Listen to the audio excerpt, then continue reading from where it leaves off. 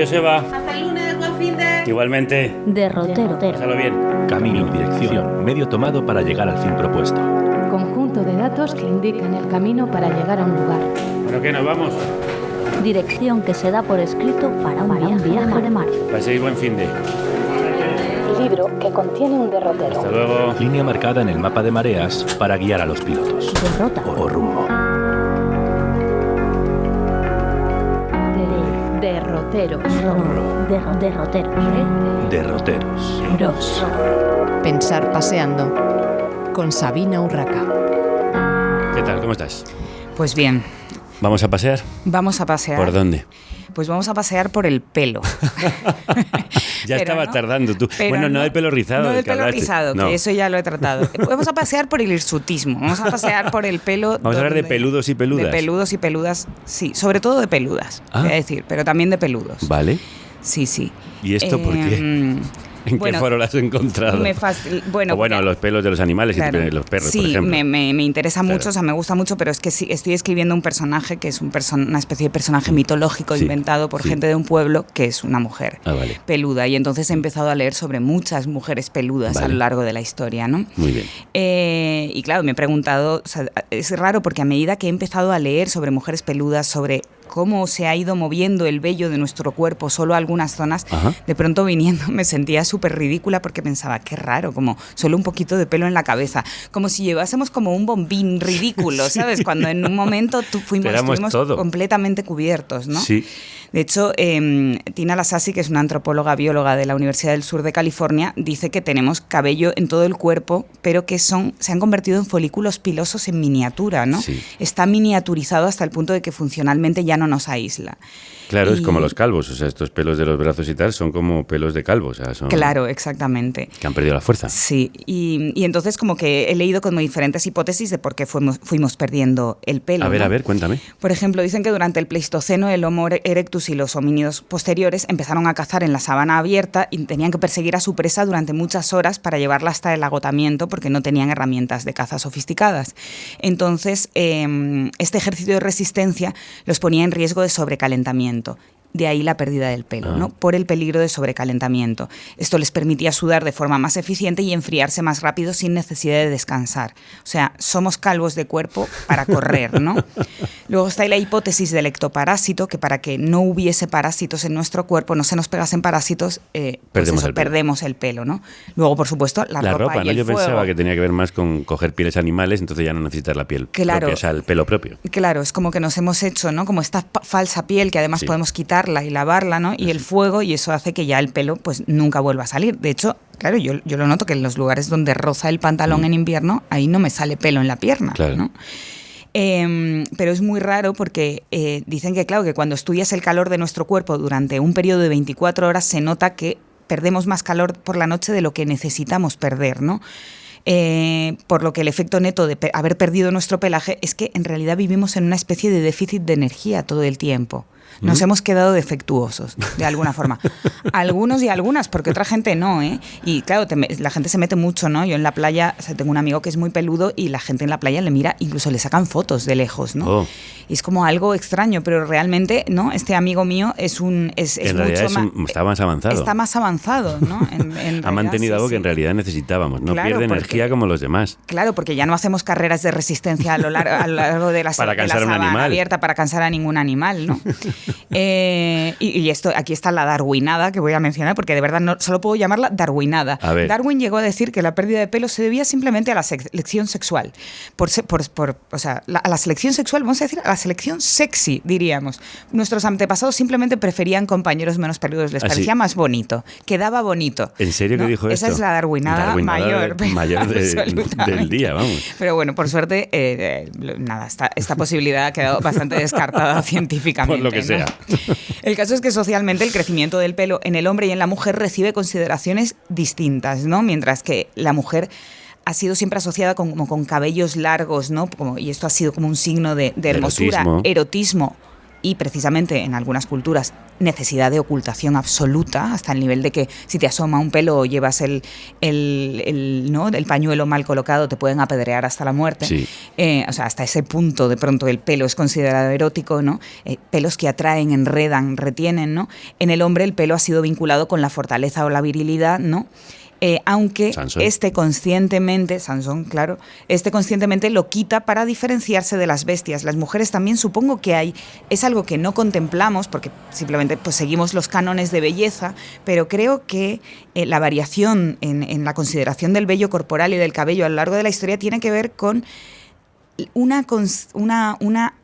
acercamiento y alejamiento consciente de la bestialidad, ¿no? Uh-huh. Un acercamiento y alejamiento muchas veces inconsciente de ¿no? lo salvaje. de lo salvaje, ¿no? Como ahora es una época de crisis en la que de pronto, ¿no? Se llevan unos pelos larguísimos, de pronto, ¿no? Es una clase más alta y entonces se lleva el pelo más corto, ¿no? Y esto nos aleja y nos acerca de los animales de una forma muy cuidada y estudiada. Bueno, ¿no? eso es la depilación. Habrá toda una historia sobre la depilación. Bueno, la depilación es como ¿Cuándo aparece y cómo empieza? Esa tortura de siglos, ¿no? Sí. Había depilación prehistórica.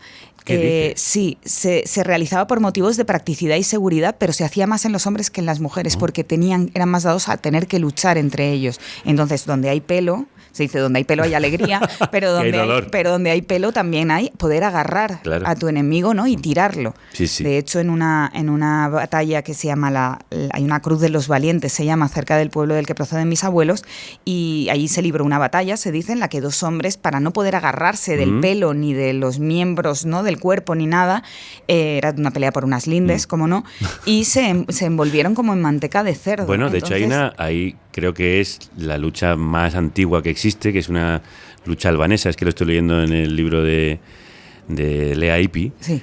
Pues es una lucha en la que se embadurnan de aceite. Y la lucha es, claro, no puedes asir al otro, ¿no? Estos hombres se embadurnaron, pero es muy fuerte porque lo cuenta un texto así como un turístico que hay al lado de la Cruz de los Valientes que está en medio de la nada, y entonces uno de ellos, al no poder asir al otro, le metió un dedo por el culo y lo lanzó lejos. Eso cuenta la historia, ¿no? Bueno, te puedes depilar o te puedes envolver en manteca y que para avisarte o decirte cualquier cosa o atraerte hacia sí te metan el dedo por el culo y te traigan, ¿no? Bueno, total, el pelo era un flanco menos al que agarrarse, ¿no? En Egipto también la belleza y el culto al cuerpo, pues en las clases más pudientes, pues por supuesto se depilaban, ¿no? Uh-huh. Además, en algún momento siempre se ha considerado que era más elegante, quizá eso, se alejaba más de lo salvaje, el depilar a la mujer. Porque al hombre era por cuestiones guerreras, bélicas. Bueno, en Egipto todos se depilaban, ¿no? De hecho, también había fines religiosos, ¿no? Los sacerdotes y las sacerdotisas tenían que llevar todo el cuerpo libre de vello para poder acceder a los templos, ¿no? Como es como una pureza, una desnudez, ¿no? Suprema. Sí. Fíjate qué mayor pureza, ¿no? Que dejarte el pelo como es, ¿no? Y por supuesto se han empleado todo tipo de cosas, ¿no? Sangre, grasa animal para la depilación, limón, azúcar, aceite. Había navajas hechas con hierro, con sílex y cobre, ¿no? que se han encontrado. En Grecia también, señal de pulcritud y juventud, depilaban mucho el cuerpo con velas.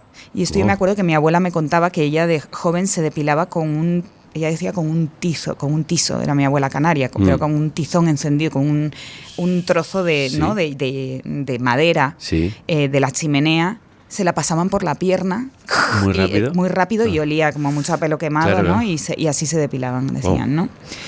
Y por ejemplo, en el Imperio griego ya se empezó a quitar el vello púbico de las mujeres, ¿no?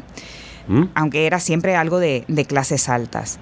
Y los romanos, pues como basaron sus cánones estéticos en los de la antigua Grecia, pues también, ¿no? Se utilizaban pinzas, resina vegetal, una cera hecha de alquitrán, los baños femeninos.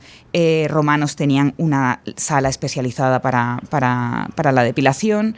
Y ahí ya sí que es verdad que la practicaban sobre todo las mujeres, aunque también el cuidado de la barba era importante. Sí, pero bueno, el quitarse todo el pelo, ¿no? del cuerpo menos el de la cabeza y las cejas, que en épocas también se quitaba el de las cejas. Porque también lo de la barba, por ejemplo, es muy griego, ¿no? Lo de dejarse la barba. Dejarse la barba, pero es una barba muy cuidada, es una barba muy como de barbería, ¿no? Actual, muy hipster. Sí, es muy hipster. No quería decir el término, pero sí, era ese. O sea, Sócrates, barba hipster. Absolutamente. Sí, sí. ¿Y en la Edad Media qué pasó? En la Edad Media ya castidad, todo el cuerpo cubierto y prácticamente no se veía nada del cuerpo. Con lo cual podría haber pelaje. En secreto, entre las clases altas sí que se depilaban. Sí. El vello púbico ahí sí que se frondoseó un poco en esa época, pero los rostros eran las zonas más cuidadas porque prácticamente era lo único que se veía.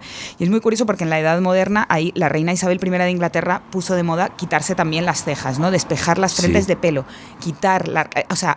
atrasar, ¿no? Llevar más lejos la raya del cabello. Que de hecho eso tenía ese aspecto, por lo que hemos visto en imágenes, tan alienígena, ¿no? Sí, absolutamente, sí. Un canon de belleza que no se entiende desde hoy. Y de esa época se ha recuperado un manuscrito sobre depilación, hablando del ungüento que utilizaban, que estaba hecho con arsénico y cal viva, y como el folleto explicativo, ¿no? El prospecto decía: cuando sientas calor en la piel, lávala rápidamente para que no se caiga la carne. Wow, claro. Creo que es una frase que define muchísimo como las auténticas salvajadas. A menos que te hayas depilado un poquito en tu vida, ya te has hecho algún cisco en el cuerpo, ¿no?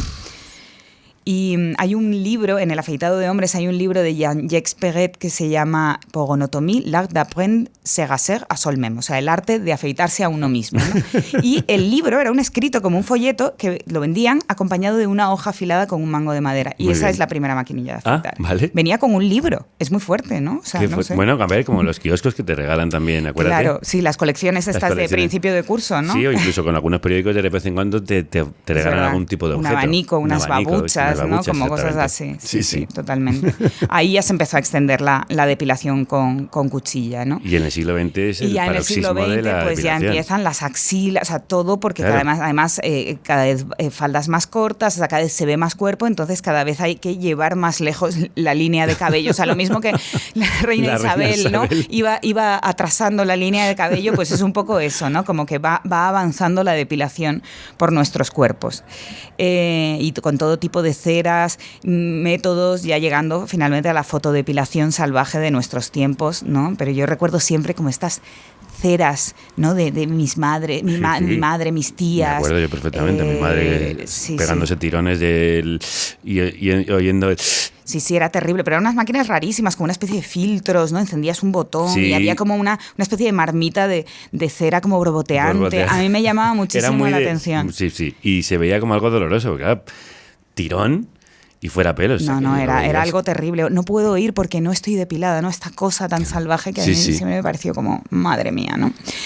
Y luego hay un montón de mujeres peludas y de gente peluda a lo largo de la historia que me fascina. Por favor, vamos con ellas. Está la reina Matkara Hatshepsut de Egipto, que murió en el año 1458 a.C., que no era hirsuta, pero para ser respetada y obedecida como faraona, empleaba barba postiza y vestiduras de hombre en sus apariciones, ¿no? Fluctuando entre lo masculino y lo femenino según le conviniese en ese momento. O sea, el pelo usado para ganar poder.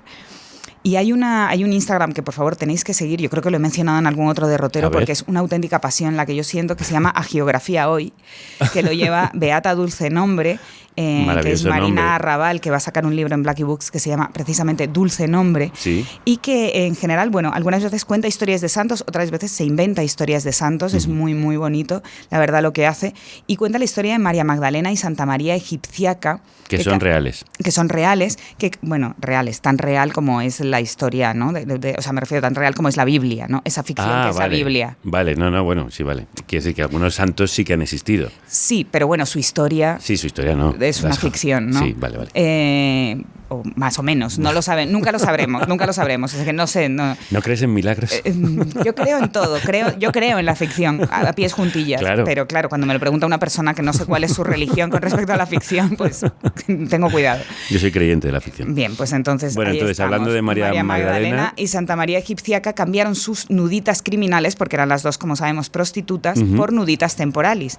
Ambas decidieron irse al desierto a limpiar sus cuerpos desnudos de las caricias ajenas, pero se fueron desnudas. Sí. A la Magdalena Los ángeles le prepararon una celda entre las grietas de una montaña, ¿no? Solo se llevó una calavera y cuando pisó la cueva se quitó el vestido. Y Dios piadoso le mandó una larga melena con la que la santa secaba los pies de los peregrinos después de lavárselos y quitarles la arena de debajo de las uñas. Era una melena cobriza como el mismo desierto de Jerusalén y podía usarla para camuflarse de depredadores y alacranes protegiendo su carne de picaduras y mordiscos, ¿no? Solo tenía que tumbarse quieta bajo su gran pelo y aguantar la respiración. Y Santa María Egipciaca también vivió en el desierto y le brotó la melena, ¿no? Nuestras santas eran las preferidas de los creyentes medievales para aprender sobre la penitencia y el arrepentimiento. Se convierten de alguna forma en la nueva Eva, ¿no? Una primera mujer redimida. Son pecadoras arrepentidas, que dice aquí Beata Dulce Nombre, son pecadoras arrepentidas como nosotros, que a partir de hoy solo nos desnudaremos bajo los astros que iluminan los desiertos. Qué bonito. Es precioso, de verdad, seguir a Geografía hoy porque es increíble cómo escribe Beata Dulce Nombre. ¿Y va a sacar un libro sobre esto, más o menos? ¿O no sabes? No, pero su escritura es flamboyante como esta que hemos visto aquí. Flamboyante como lo que hablábamos el otro día. El libro se llama Dulce Nombre. Muy bien. Sí, y luego está Clémentine Clataux, Madame de Lay, que es una mujer que nació en Francia en 1865 y le creció la barba bueno, claro, la mujer siendo barbuda. Adolescente, claro. Se casó con un panadero, abrieron una cafetería, pastelería, se rasuraba regularmente, pero tras una apuesta que hizo se dejó crecer la barba y eso provocó una grandísima afluencia a esta pastelería y entonces a partir de entonces se llamaba el Café de la Mujer con Barba y la gente iba a comprar pasteles y a tomar café y a verla, ¿no? Y finalmente esta mujer incluso obtuvo un permiso de la prefectura para vestir como un hombre, si quería, ¿no? Anda. Nunca aceptó invitaciones para viajar y ser exhibida hasta que murió su marido, que entiendo que, bueno, tuvo ahí un momento de flojera y dijo, bueno, venga, ¿no? Y entonces sí que se presentó a algunas ferias. Sí, bueno, no sé. No sé qué cirquero se aprovecharía de ella, ¿no? Pero no lo sé. Qué empresario, quería decir. Y que estuvo viajando por el mundo, Viajando por el mundo, sí. Tampoco muchísimo, pero sí. Y siempre estuvo muy orgullosa de su barba, al punto de que en su lecho de muerte dijo, apostaría a que en el paraíso no existe una barba tan fina como la mía. Última frase antes de morir. Y se cumplió su deseo y en su lápida pone, aquí yace Madame de Lay, la mujer barbuda de Taon. O sea, ella se agarró a su identidad de mujer barbuda. A ver, eso lo hacía absolutamente única. Y luego está Petrus Gonsalvus, que es muy famoso en Canarias y que seguramente lobo, habréis visto imágenes de él, que es este hombre peludo, ¿no? Sí, una especie de hombre lobo. Sí, que nació en Tenerife en 1537 y murió en Capodimonte, en Italia, en 1618 y fue un hombre que tenía hipertricosis universalis congénita, es decir, tenía hipertricosis, tenía pelo por todo el cuerpo, ¿no? Y lo llamaban el salvaje gentilhombre de Tenerife o el hombre lobo canario. Nació con esta enfermedad, bueno, que no tenía otra particularidad más que tenía pelo por todo el cuerpo y es increíble cómo en los cuadros se le ve vestido con ricas ropas, ¿no? Porque, claro, formó parte de la corte de Enrique II de Francia, alcanzó rango nobiliario, ¿no? Y poco después de que llegase el adelantado Alonso Fernández de Lugo a conquistar, entre comillas, las islas, este hombre pues, debió de ir con él, ¿no? Se sabe que era descendiente de Mencelles Guanches, ¿no? Petrus Gonsalvus, Pedro González. Y a los 10 años... fue llevado a la corte del rey Enrique II de Francia, donde permaneció 44 años, ¿no? Fue esto todo un acontecimiento. Claro, era un freak de la época. Era un freak de la época, pero es curioso porque se le dio un trato preferente, sí, o sea, y se le dio un título nobiliario, ¿no? Y Giulio Alvarotto, que es un diplomático italiano en la corte francesa en esa época, lo describe así, dice, su cara y su cuerpo están recubiertos por una fina capa de pelo, de unos 5 dedos de largo, como unos 9 centímetros, ¿no? Y de color rubio oscuro, más fina que la de una Marta cibelina y de olor bueno, si bien la cubierta de pelo no es muy espesa, pudiéndose apreciar bien los rasgos de su cara. Me encanta lo del olor bueno, o sea, como que me dan unas ganas de tocar y oler ese pelo. Sí, sí, lo describe como algo preciosísimo. Sí, o sea, realmente es que era como... Más fina que la de una Marta cibelina. O sea, qué preciosidad, qué me pelo, encanta. ¿no? Como para hacer un abrigo con el pelo de... Sí. Y... de Pedro González. Y el rey, se propuso desde el principio desterrar hizo el mito del buen salvaje, ¿no? O sea, como que intentó desterrar el supuesto lado salvaje del niño, inculcarle buena educación y costumbres refinadas. Fue instruido en humanidades, latín, etcétera. Llegó a ser sommelier de la panaterie Bourse du Roi, ¿no? Servicio de boca del rey, ¿no? Que era un puesto preservado para nobles de rango muy alto y con muy buen sueldo.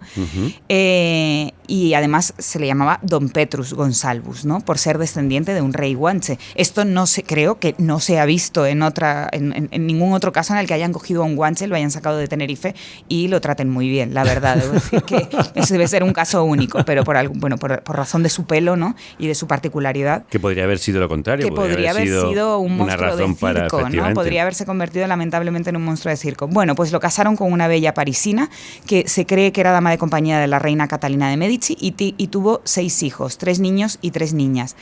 En solo 2 de sus hijos no se heredó esta condición de Petrus Gonsalvus. Sí. En el resto sí, en solo 2 no. De hecho, hay también retratos de la familia completa y de algunas de sus hijas. Es que creo que me suena a mí haber visto cuadros. Son unos retratos absolutamente preciosos. Maravillosos. Hay en Innsbruck, en Austria, también en la Galería Nacional de Arte en Washington, en Estados Unidos, que yo vi el cuadro de Petrus Gonsalvus, fue una de las razones por las que fui. Y luego es curioso porque luego hay unos cuadros que están en la Cámara de Arte y Curiosidades creada por el archiduque de Austria, Fernando II. Y en este espacio se encuentra también el célebre retrato de Vlad Tepes, el Drácula, sí. ¿no? Entonces ahí de pronto sí que está como en una categoría un poco circense, ¿no? Como que lo han metido en el cuarto de los vampiros, freaks, ¿no? hombres lobo. Sí. Oye, ¿no inspiró? Esto no tiene algo que ver con La Bella y la Bestia. Con La Bella y la Bestia, exactamente. Se cree que esta historia, ¿no? Que el amor de Petrus Gonsalvus con la dama Catherine, que pertenecía a la corte de la reina, inspiró el cuento de hadas La Bella y la Bestia, ¿no? Y hay una novela de Emma Lira que salió en 2019 que se llama Ponte en mi piel. No sé, o sea, dudo que ese fuese el título original, que sea una traducción correcta del título original. O sea, la verdad es que es bastante terrible. Ponte en mi pelo. Editorialmente, una decisión editorial lamentable, Ponte en mi piel. Pero bueno, el protagonista principal y la vida de ese protagonista principal se basa en la vida de Petrus Gonsalvus. He leído solo trozos. Es interesante, pero bueno, el título, la verdad es que es terrible. Vamos a buscar el título original. Sí, tú sigue con lo tuyo. Sí. Bueno, yo sigo con lo mío y te hablo de La Serrana de la Vera, que es un mito español muy extendido por toda Extremadura, especialmente en Riberos del Tajo, en Garganta la Olla, el Valle del Jerte y la Vera, pues se llama La Serrana de la Vera.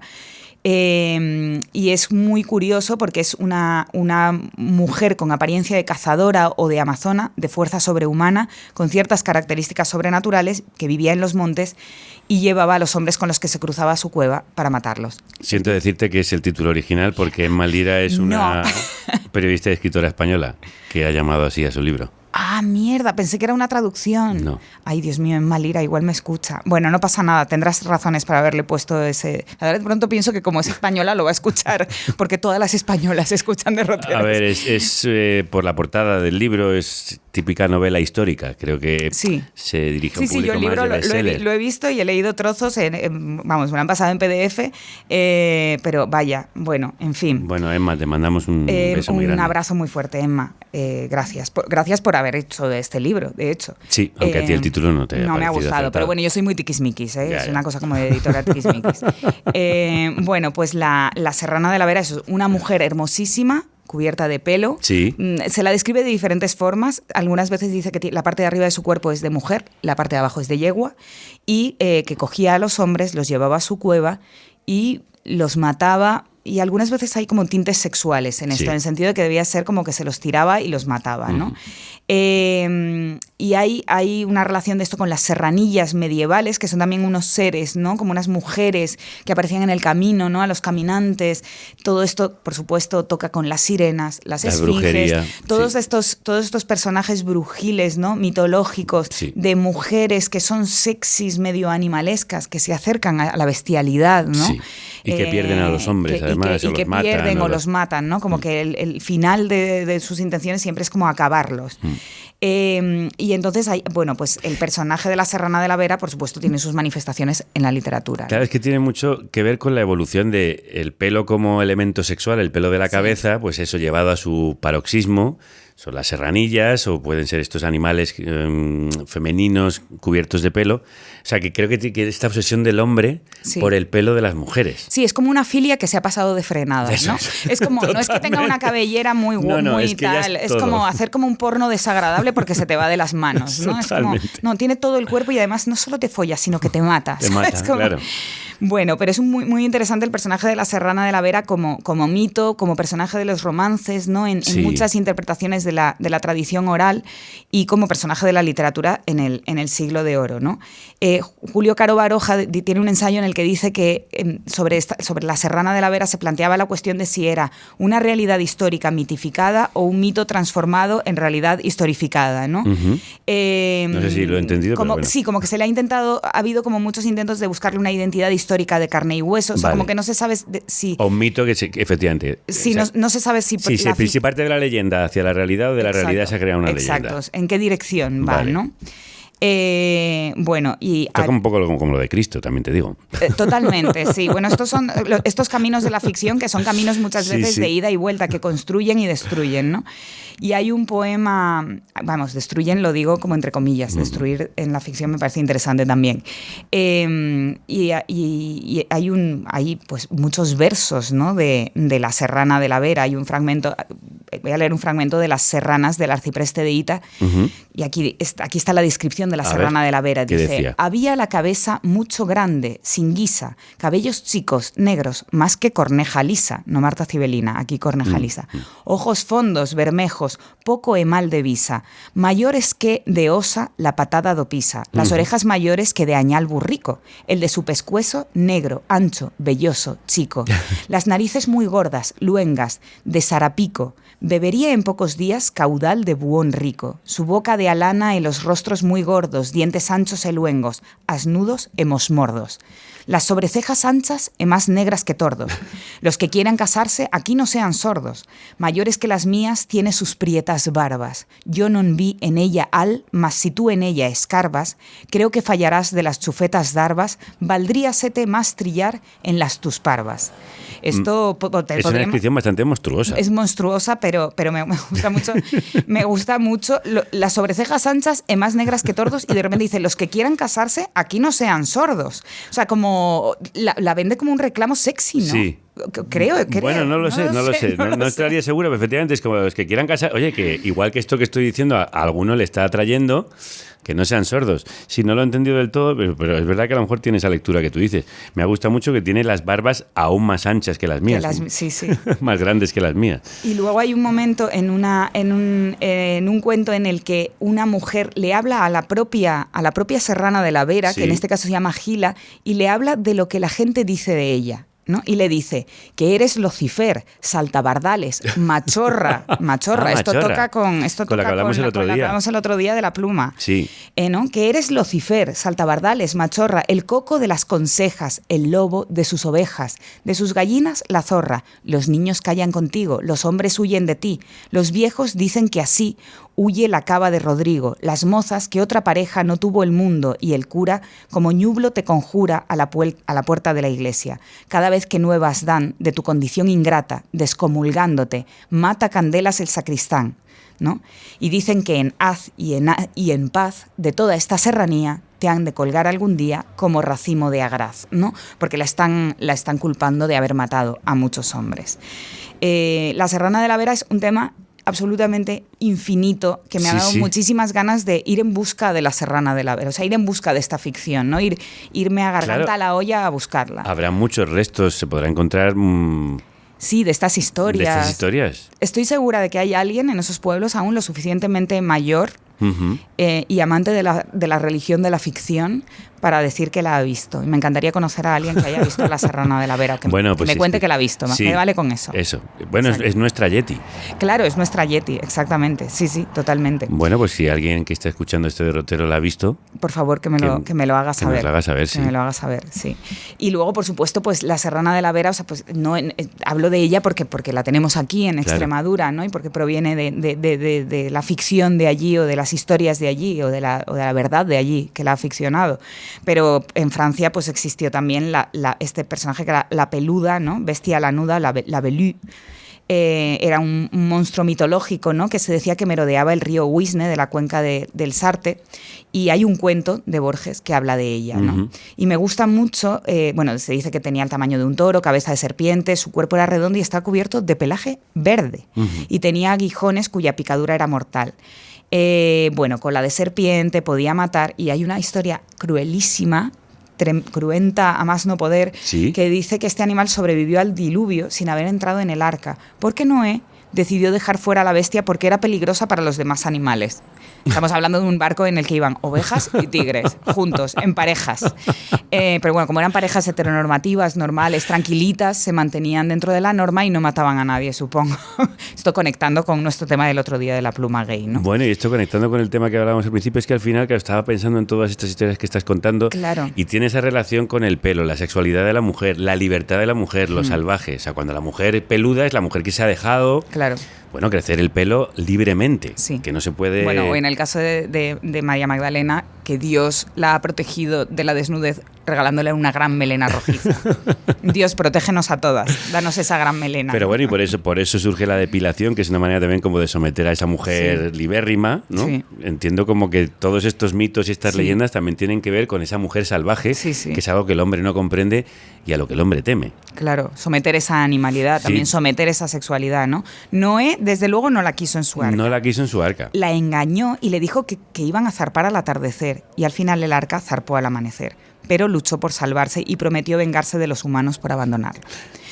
Y como era anfibia y tenía la piel gruesa, la peluda nadó usando su cola gruesa y de serpiente, y nadó hasta debilitar su cola, provocando que sea el único punto vulnerable en este cuerpo acorazado. Entonces, en todas las historias que hay de gente que vence a la peluda, finalmente es como su talón de Aquiles, es esa cola que se le debilitó intentando salvarse del diluvio universal. Es una historia que me da muchísima tristeza. Mucha. No sé. Entonces la peluda surgió de su cueva de nuevo en la Edad Media y se escondió en la ribera del río Wisne en Francia, ¿no? Y ahí comenzó a atacar a humanos puros e inocentes, a doncellas y a niños, ¿no? Y a cada una que era capturada la llamaban la corderita. Y bueno, atacaba granjas, etc. Y esto es muy curioso. Cuando es perseguida por los campesinos, se sumerge en el río Wisne y lo hace desbordar. Inunda la zona, provoca riadas, ahoga a gente, ¿no? Cada vez que el río Wisne se desbordaba, se suponía que era porque la peluda se había metido dentro, ¿no? Y lo había hecho desbordar por lo grande que era, ¿no? Bueno, una venganza que merecía cobrarse. Sí. Y bueno, al fin y al cabo, pues eso, siempre que veamos que alguien, ¿no?, se mete con el pelo excesivo o con la falta de pelo, o no, o nos vemos a nosotros mismos haciendo cosas extrañas con nuestro pelo, delimitándolo, demarcando zonas, tomando decisiones extrañas. Bueno, sí, por ejemplo, las cejas anchas o cejas finas, ¿no? Sí. Que de repente se pone de moda una cosa, se pone de moda la otra. Estas cosas tan Sí. curiosas, ¿no? Sí, o sea, como... Pero dejarse el bigote o no dejárselo. Sí. En el caso de los hombres, incluso algunas mujeres, hay culturas donde la mujer es bigotuda, sin ningún problema. Sí, no pasa nada. Y ahora actualmente hay muchísima gente, ¿no?, que se deja el... Yo noto que esa influencia, por ejemplo, me hace relajar mis antiguas costumbres, ¿no? Para mí fue muy importante con respecto a la depilación cuando fui a Cuba, Sí. porque allí me dijeron, no hay cera, nos depilamos con cuchilla. Yo nunca más volví a usar otro sistema que no fuese la cuchilla. Claro. Y mi vida cambió completamente. Hombre, y simplemente más. me habían contado que se endurecía el pelo, o sea, un mito de belleza me había hecho creer que era imposible usar cuchilla, que había que usar algo más doloroso, Claro. que yo merecía más dolor, ¿no? O sea, ya bastante tengo, ¿no? Entonces, bueno, o sea, esto nos acerca y nos aleja de la animalidad y lo hacemos sin darnos cuenta.